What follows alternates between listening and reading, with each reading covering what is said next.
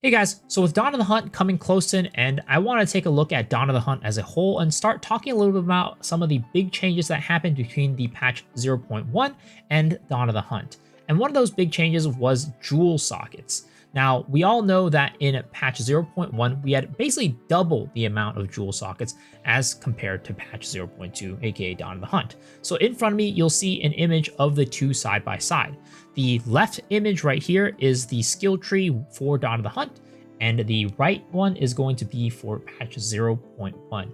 And as you can see, this one has way less than the one on the right because we went from going to 24 jewel sockets in 0.1 to only having 12 jewel sockets in patch 0.2 Dawn of the Hunt. And I think that the general sentiment for this change has definitely been on the negative side.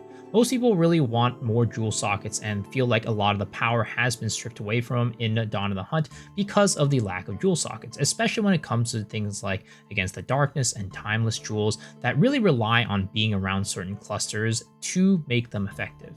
Now, personally, I think that they should add more jewel sockets, but I actually realize that it's not as simple of a conversation as just adding more sockets, because more and less sockets actually have implications for the more casual and new player experience.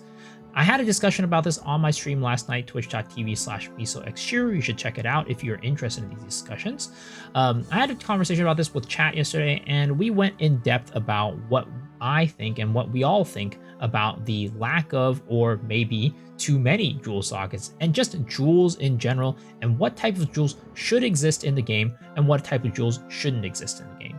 So I'm going to play that clip for you guys right here so you guys can participate and let me know what you think about our ideas. So without further ado, here we go. Enjoy the clip. Normally on the tree, you could just get power by leveling. But for jewel slots, it's not like that. You need to spend money to get power. So it's like, because I was actually thinking about this the other day when I was taking a look at some of the POE stats, right? Because if you compare the jewels being used from Dawn of the Hunt to the jewels being used last league and standard, you'll see a huge difference. So you go to standard and then you go to like week whatever, right? 17, which is I think about 3 months into the league. Because of just like the existence of so many more jewel slots, you'll see that the actual jewels being used this league versus last league is one, way less.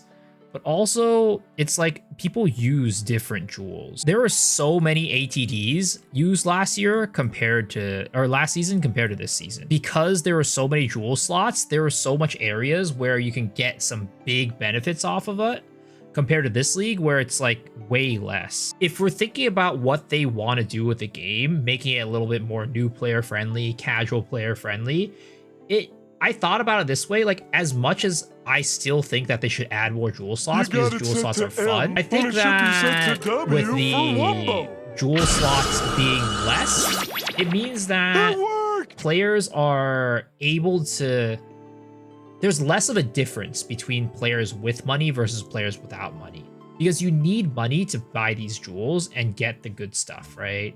Whereas if we're less focused on the jewel slots, it's just about leveling to gain power. Voices of Cluster Jewels make some guides hard to follow for new players. Yeah, it just adds a level of complexity that, like, for a newer casual player is a little bit harder to get over, which, you know, it's always such a hard place to balance, right? You want it to be fun for and in depth for the experienced player, but at the same time, you don't want it to be overwhelming for the new player. So the topic of jewels is like a very tough one for that reason. This is one thing I also noticed as I was like playing my solo self-found characters, right? Because I feel like solo self-found a lot of times kind of mimics a little bit of like, kind of like a newer player experience in the fact that you kind of just don't, in the fact that you just don't have wealth. You can't just like go and like buy something, right? You can't be just like, okay, I'm gonna go buy this thing and get power.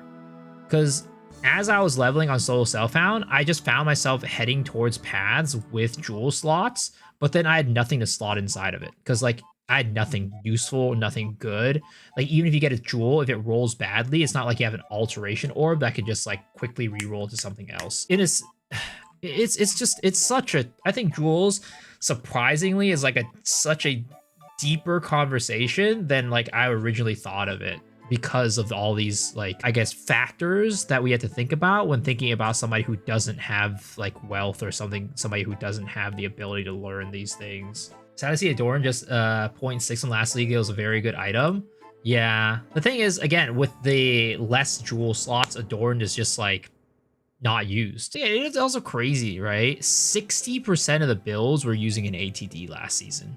I do think that that balance is probably not good either. But again, I don't. The biggest thing, right, that I always talk about when it comes to jewels is this one, the controlled metamorphosis diamond. It was one of the most popular jewels last season, and this season it dropped by so much. Just because of the fact that our current tree, the jewel slots, there's so little of them, and they're kind of in like awkward spots for the controlled metamorphosis diamond to actually work well. And I think there was a lot of fun and a lot of like stuff that you could do with your builds to make, you know, things more interesting. Make your builds more interesting, have a little more build variety, and just be able to get more with less. What jewels do you not want to see in POE 2 that are in POE 1? Timeless jewels is such a pain. I don't necessarily think timeless jewels are the worst. I think it becomes a little bit like, let's just say, I don't like it when you open up a tree and they've got like 5 of these big circles. You know, it ends up being like very overwhelming because, again, as I mentioned earlier, every single jewel slot means that you need to buy that thing, or you need to know what that thing does and like be like, oh, can I slot it here? Do I have to slot it here, or can I slot it somewhere else? What exactly does it do? Especially these, like, I'm still not a huge, like, for me, I'm not a big fan of the heroic tragedy jewels. The heroic tragedy jewels, I think, in my opinion, need to be changed in how they work, because even experienced players don't know what the fuck the heroic tragedy jewels do. And at the moment, we don't have any seed things to like help us figure out like what things change to either. So it's like, for example, like, again, with a new player, you throw this heroic tragedy jewel in there, right? Or whatever, glorious vanity from POE 1. It changes everything in here. But then you go in there as a new player and you don't understand why these things have changed. You don't understand, like, oh, I need this specific seed to get this to be this specific way, and I can't just look for a heroic like a whatever glorious vanity and just slot it in there. You love heroic tragedy and spend so much time checking the C's from point 1 and flipping them. But yeah, the reason why they can be flipped like that is because they're so confusing, right? It's hard. It's like always just so hard because for me personally, I think that, again, heroic tragedy, this type of jewel, right? The one with like the seeds, way too complicated. I don't think that belongs in POE 2. But I think that it's hard to say just all timeless jewels shouldn't exist in POE 2, because I do think timeless jewels are kind of cool. Like when they don't have the seeds and it's just like, oh, okay, they do X, Y, Z. I don't think, I mean, it is definitely a level of complexity that a lot of people get confused about, like this, right? But in a sense, you can just kind of take like what is on there and then just copy it. If they don't understand it, they don't have to interact with everything that the game throws with you. Yeah. It's like we have to like also find like a different, like a clear line to be like, we can't just baby the players completely and encourage like exploration and growth and learning. And then, like, again, I think at the end of the day, right, complexity is not a problem, because it's kind of like what Oki says, like, you don't have to interact with it if you don't want to. The thing is, I feel like there needs to be a way for you to learn how to use these things in the game naturally, which is always the hardest part. It's always the hardest part. Complexity is not a problem. It's just about onboarding. The other thing that I think about when we come to topics like this is that you could say that just, you know, don't use it, just don't interact with it. But you also get to a situation where you have people who are posting builds and people don't want to think about their builds themselves. They just want to copy a build. So if they come into the build guide and it's just filled with these like things that they don't know how to interact with or how to play with them, then it also sucks. So it's like, again, it's just like a hard place to like really, it's a hard balance. It's because POE 2 is doing something that I think is very, very difficult, And I don't know if it'll ever be like super successful in the sense that it's trying to cater to both audiences. I think it's just like part of it is like it feels like in PoE 1, every other build has shit like this, right? That gets confusing.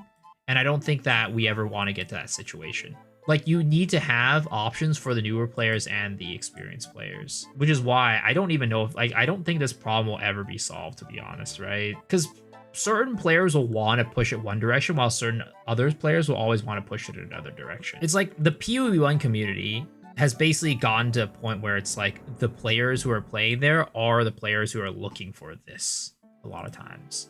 They are looking for the little, the more complex stuff. Whereas probably the Diablo 4 community, at least the people who are still loyal to Diablo 4, probably don't care about any of this. They just want the game to be simple, easy, hop in, kill stuff, hop out. But then the big problem is for us on the PoE 2 community, they're trying to do both.